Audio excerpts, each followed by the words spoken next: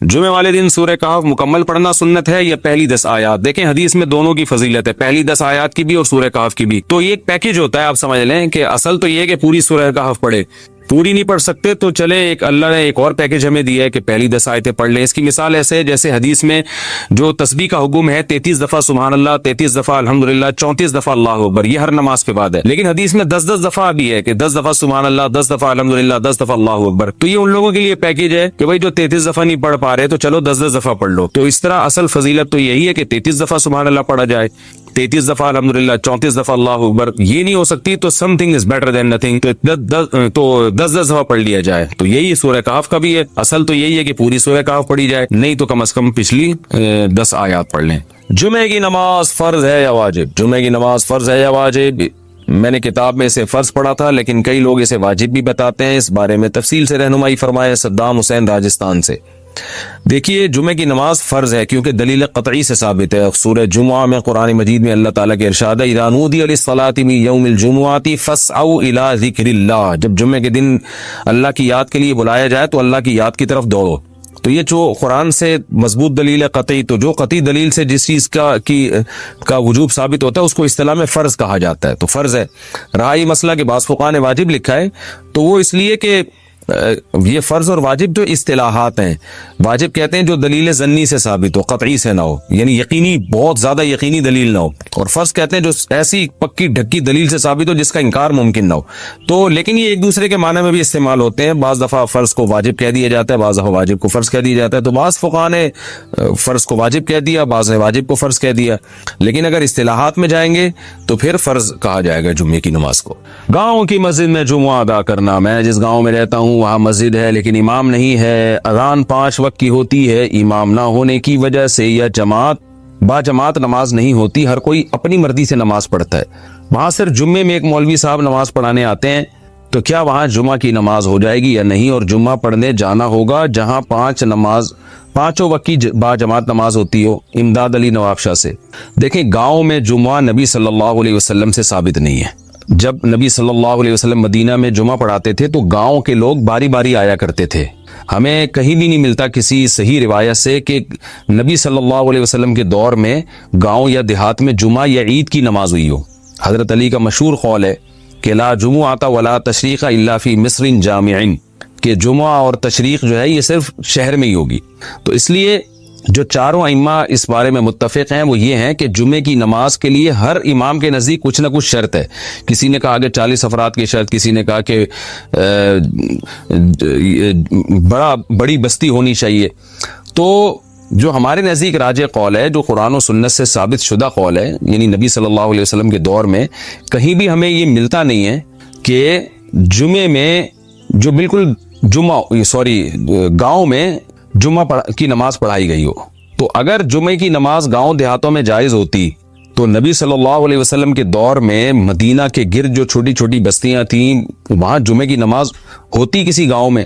تو اس لیے شہر ہو یا قصبہ کبیرہ، بہت بڑا قصبہ ہو جو شہر جیسا ہوتا ہے۔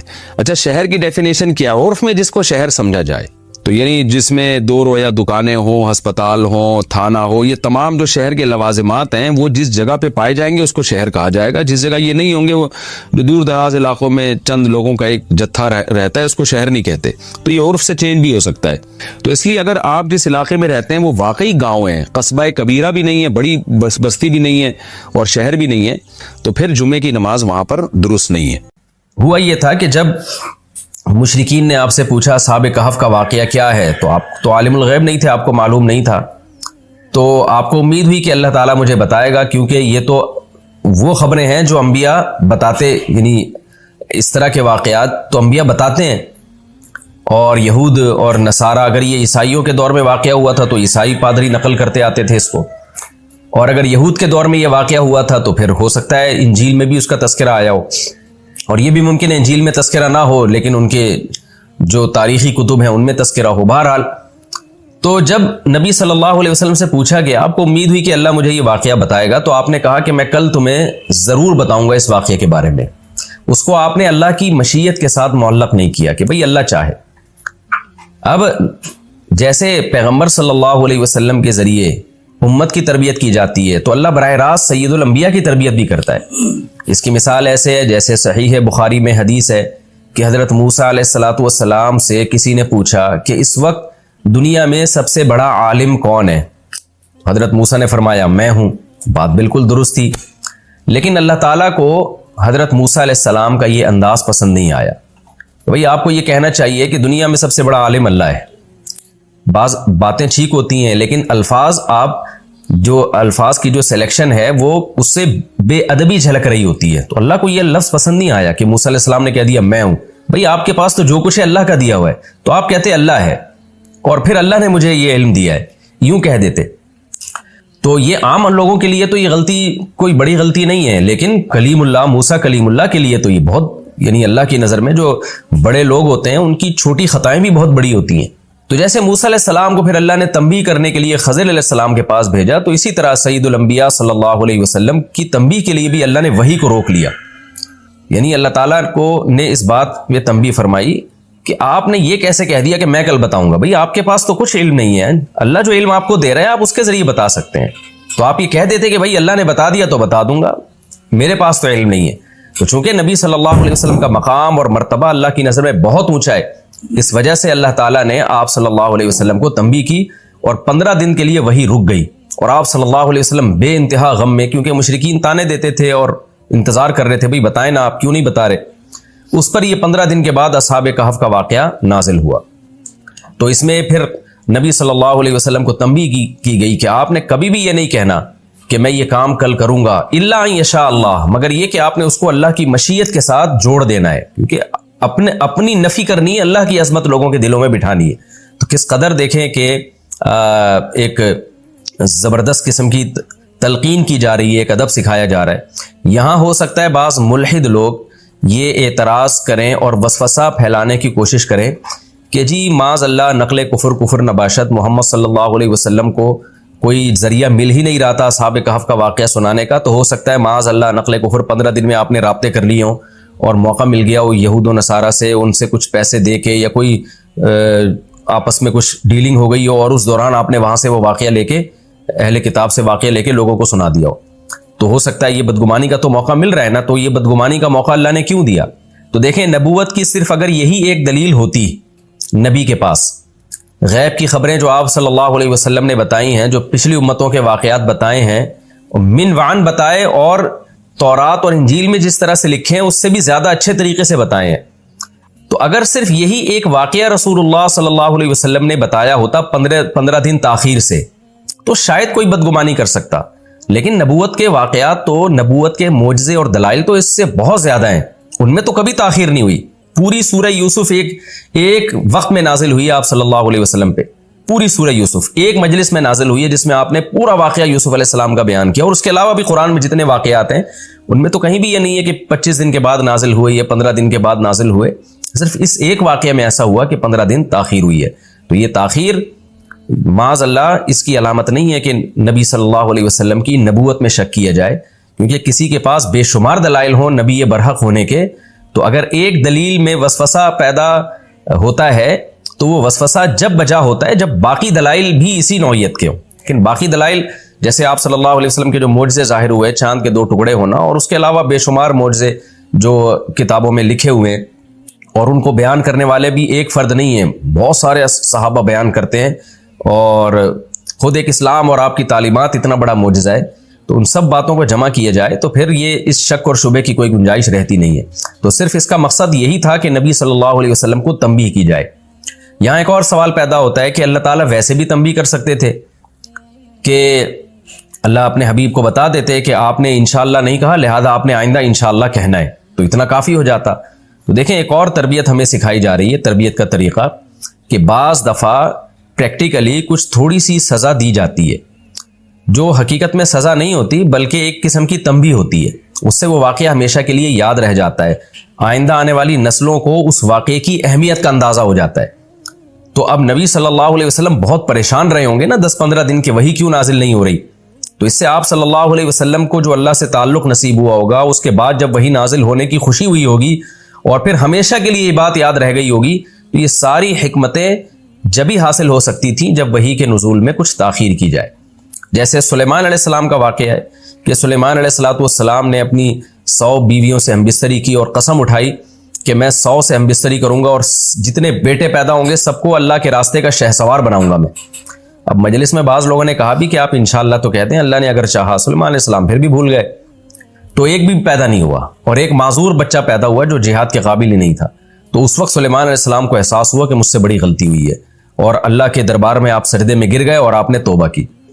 تو اب وہاں بھی اللہ تعالیٰ سلیمان علیہ السلام کو ویسے بھی وحی کے ذریعے بتا سکتے تھے بھئی آپ انشاءاللہ کہتے ہیں. نا نا نا نا, اللہ نے حضرت سلیمان علیہ السلام کو ایک تنبیہ کی ہے کہ آپ کی مرضی سے نہیں ہوگا, جو ہوگا میری مرضی سے ہوگا. تو یہ جو ایک چھوٹی سی تنبیہ ہوئی کہ 100 بیویوں میں سے ایک بھی کے بھی اولاد پیدا نہ ہوئی اور جس کے ہوئی وہ بھی ایک معذور بچہ پیدا ہوا, تو یہ اس واقعے اور انشاءاللہ کے لفظ کی اہمیت بتانا مقصد تھا. تو اللہ تعالیٰ تو بادشاہ ہے, وہ جس طرح سے اپنے پیغمبروں کو تنبیہ کرنا چاہے یہ اس کی مرضی ہے. تو یہاں بھی ایسا ہی ہے, وَلَا تَقُولَنَّ لِشَيْءٍ, اے محمد صلی اللہ علیہ وسلم ہرگز آپ کسی چیز کے بارے میں یہ مت کہیے گا انی فاعل ذَلِكَ غَدًا, کہ میں یہ کام کل ہرگز کر کے چھوڑوں گا, الا ان یشاء اللہ, الا یہ کہ اللہ چاہے. یعنی یہ الفاظ آپ نے زبان سے کہنے ہیں اس طرح یا اس طرح کے ملتے جلتے الفاظ. انشاءاللہ کہنا ضروری نہیں ہے, خوب سمجھ لیں. کوئی بھی ایسا لفظ کہنا ضروری ہے جس سے جو ایک دعویٰ ہے نا اپنی خودی کا کہ میں جس سے ختم ہو رہی ہو, ایسے الفاظ کہنا ضروری ہے. تو انشاءاللہ ضروری نہیں ہے. لہذا اردو میں اگر کوئی کہہ دیتا ہے کہ میں یہ کام کل ضرور کروں گا اگر اللہ نے چاہا تو بھی ٹھیک ہے, میں یہ کام ضرور کروں گا اللہ کی مدد کے ساتھ تو بھی ٹھیک ہے. تو کوئی بھی ایسے الفاظ جس میں اپنی نفی ہو رہی ہو.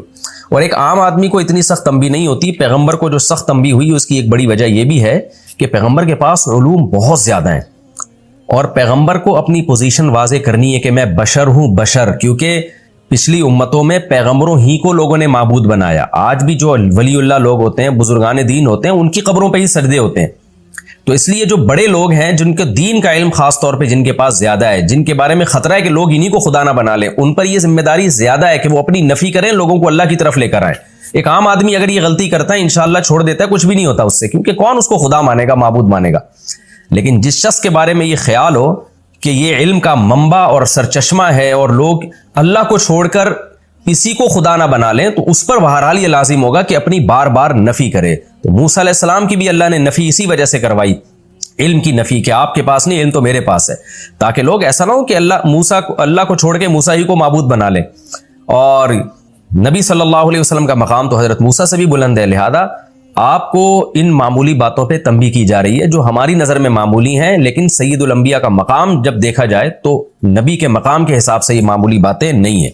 اس لیے قرآن کہہ رہا ہے کہ آپ کسی بھی چیز کے بارے میں جب یہ کہیں کہ میں یہ کام کل ضرور کروں گا تو یوں لازمی کہہ دیا کریں کہ الا ان یشاء اللہ, کہ اللہ کی مشیت کے ساتھ. وَاذْكُرْ رَبَّكَ إِذَا نَسِيتَ, اور جب آپ بھول جائیں تو پھر اپنے رب کو یاد کر لیں. کیا مطلب؟ اس وقت آپ اللہ کا تذکرہ بھول گئے تھے کہ بھئی اللہ نے چاہا یا اللہ کی مدد ہوئی تو, یا اللہ نے مجھے بتایا تو, اللہ کا تذکرہ بھول گئے تھے. تو جب یاد آئے اس وقت اللہ کا تذکرہ کر لیں. یعنی آپ نے ایک چیز کا دعویٰ کر دیا یہ میں لازمی کر کے چھوڑوں گا اور مجھ میں یہ قابلیت ہے اور یوں کروں گا, اپنی طرف آپ نے نسبت کی, اللہ کو بیچ سے نکال دیا. بعد میں جب خیال آیا تو آپ اس وقت اللہ کا تذکرہ کر دیں کہ بھئی میری کیا طاقت, اللہ کی توفیق سے میں یہ کام کروں گا. اس وقت کہہ دیں وَقُلْ عَسَىٰ أَن يَهْدِيَنِي رَبِّي لِأَقْرَبَ مِنْ هَٰذَا رَشَدًا. اور رہا مشرکین مکہ کے طنز اور تانے کہ وہ جو یہ کہہ رہے ہیں کہ آپ اصحاب کہف کا واقعہ کیوں نہیں سنا رہے, تو آپ ان کو بتا دیجئے کہ آئندہ کے لیے بتا دیجئے کہ میرا رب مجھے من ہذا, اس واقعے سے بھی زیادہ, رشدہ, ہدایت کے اعتبار سے زیادہ قریبی چیز کی رہنمائی کرے گا. کیا مطلب؟ یہاں ہدایت سے مراد ہے نبوت کی دلیل, جو نبوت کی طرف لے کے جانے والا راستہ, جس سے آپ کی نبوت پہ اور اطمینان ہو جائے. تو یہ تو ایک واقعہ ہے نا, میرا رب میری رہنمائی کرے گا اس سے بھی زیادہ واضح چیزوں کی طرف, جو رشد و ہدایت میں, گائیڈنس میں. یعنی کس بات کی گائیڈنس, یہ سمجھیں, اس بات کی گائیڈنس میں کہ میں واقعی اللہ کا نبی ہوں, تو اس میں اور زیادہ قریبی چیزوں کی طرف اللہ رہنمائی کرے گا میری. یعنی ایسے معجزے مجھے دکھائے گا جو اس سے بھی زیادہ میری نبوت کی دلیل ہوں گی, اور ایسے واقعات میں سناؤں گا جو اس سے بھی زیادہ میرے نبوت کی دلیل ہوں گے وہ واقعات. تو مطلب یہ کہ صرف ایک اصحاب کہف نہیں ہے, میری تو ابھی زندگی پڑی ہوئی ہے اور بہت سے معجزے اللہ نے دکھا دیے ہیں, اور بہت سارے معجزے اللہ میرے ذریعے سے اور بھی دکھائے گا، جس سے لوگوں کو میری نبوت پہ اور زیادہ یقین آ جائے گا۔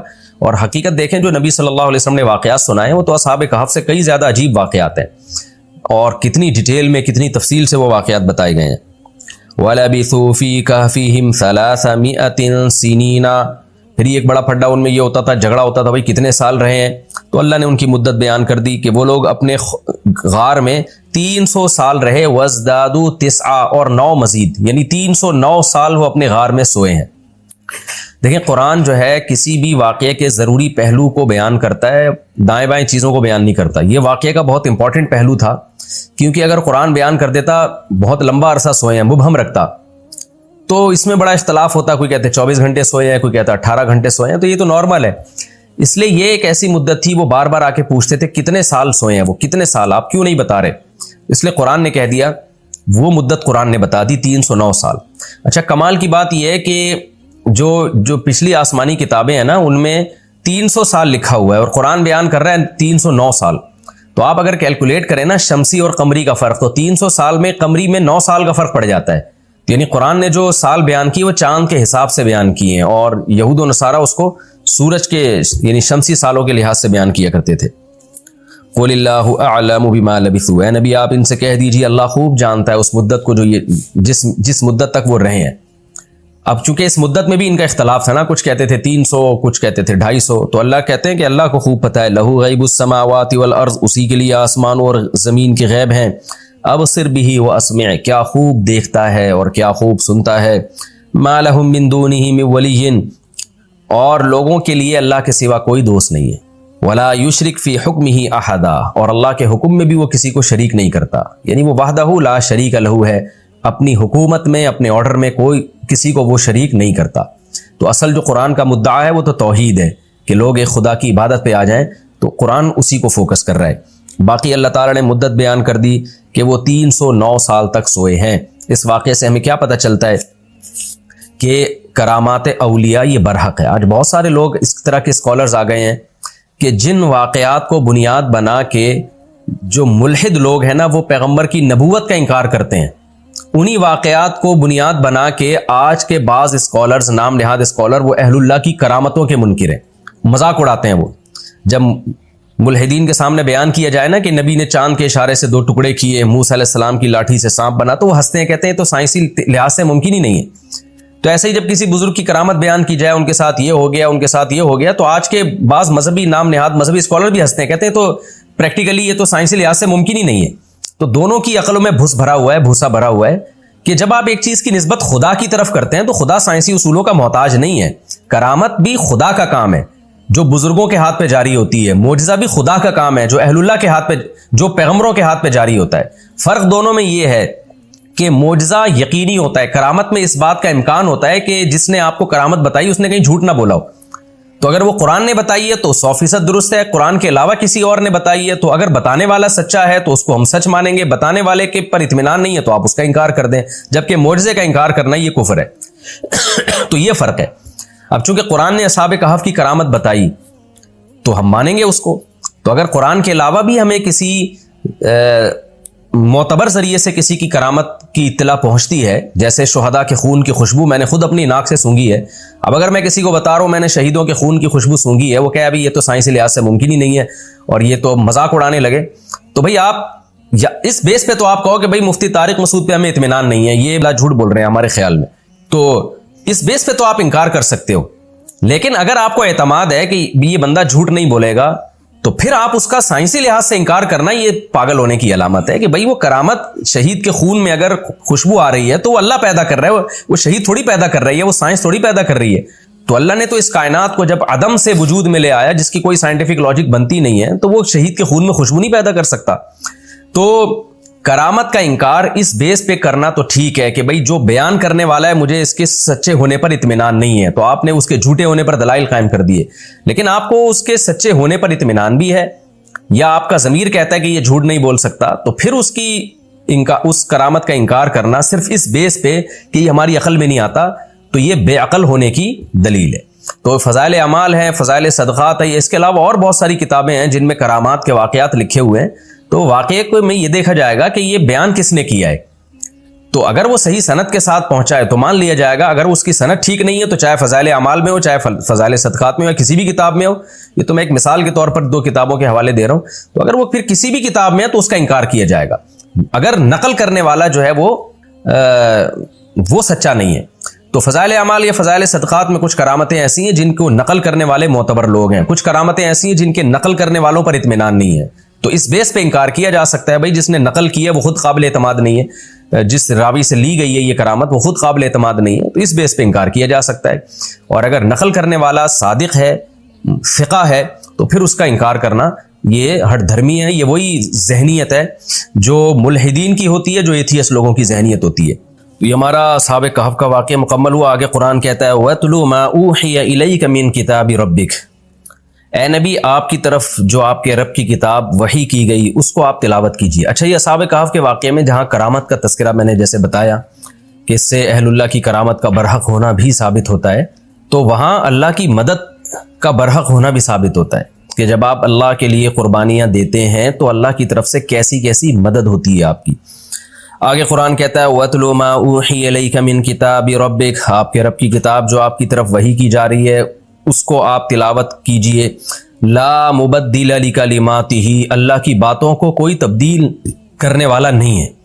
یہ تسلی کا جملہ ہے کہ اللہ نے جو آپ سے فتح اور نصرت کے وعدے کیے ہیں اللہ ان کو تبدیل نہیں کرے گا, لہذا آپ اپنے رب کا کلام لوگوں کو سناتے رہیے. وَلَن تَجِدَ مِن دُونِهِ مُلْتَحَدًا, اور اے محمد صلی اللہ علیہ وسلم یا اے مخاطب تو اللہ کے سوا کوئی پناہ گاہ نہیں پائے گا اپنے لیے, کیونکہ نبی کو بہت زیادہ مخالفت کا سامنا تھا نا مشرکین کی طرف سے. تو اللہ بتاتے ہیں کہ آپ نے پناہ بھی لینی ہے تو اللہ ہی کے پاس, اللہ ہی کے احکام کو فالو کریں گے تو آپ بچت میں آئیں گے. اللہ کے احکام کو فالو نہیں کیا, ان مشرکین کی بات مان لی آپ نے, تو پھر اللہ کے عذاب سے بچانے والی کوئی بھی جگہ کسی کے پاس نہیں ہے. وَاصْبِرْ نَفْسَكَ مَعَ الَّذِينَ يَدْعُونَ رَبَّهُمْ بِالْغَدَاةِ وَالْعَشِيِّ, اور آپ اپنی جان کو روکے رکھیے ان لوگوں کے ساتھ جو اپنے رب کو صبح اور شام پکارتے ہیں. اس آیت کا بھی ایک شان نزول ہے. مشرکین مکہ کے جو بڑے بڑے سردار تھے وہ یہ کہا کرتے تھے کہ آپ ان غریبوں کے ساتھ کیوں بیٹھتے ہو. حضرت بلال حبشی, حضرت عبداللہ بن مسعود, یہ سارے مسکین صحابہ تھے. خباب ابن ارت رضی اللہ عنہ, یہ بہت غریب اور مسکین لوگ تھے. تو یہ مسکین لوگ تھے, زیادہ تر یہی لوگ ایمان لے کر آئے تھے. تو عرب کے مشرکین کہا کرتے تھے کہ یہ لوگ جب تک آپ کے ارد گرد بیٹھے ہیں ہم آپ کے پاس نہیں آئیں گے, ہم ان غریبوں کے ساتھ نہیں بیٹھ سکتے, ان کو آپ ہٹا دیجئے اپنے پاس سے. جیسے کہ ہر پیغمبر کو یہ تانا دیا گیا, اس کا بھی تفسیروں میں تذکرہ کئی بار آ چکا ہے.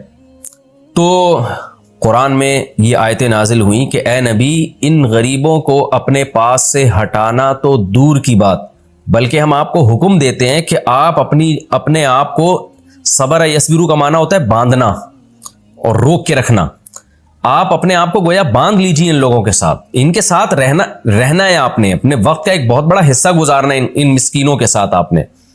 کیوں؟ یہ وہ لوگ ہیں جو اپنے رب کو صبح اور شام پکارتے ہیں.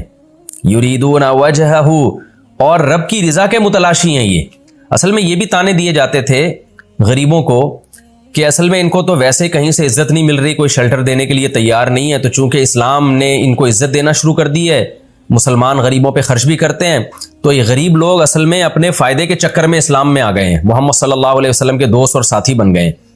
تو کیونکہ یہاں ان کو تھوڑی عزت مل رہی ہے, تو اس کا بھی قرآن نے جواب دیا کہ نا نا نا نا نا, یہ اپنے رب کو جو صبح شام پکارتے ہیں کسی پیسے کی لالچ میں یا عزت کی خاطر نہیں, یریدون وجہہ, یہ اللہ کی رضا کے متلاشی ہیں, خدا کو راضی کرنے کے لیے کام کر رہے ہیں.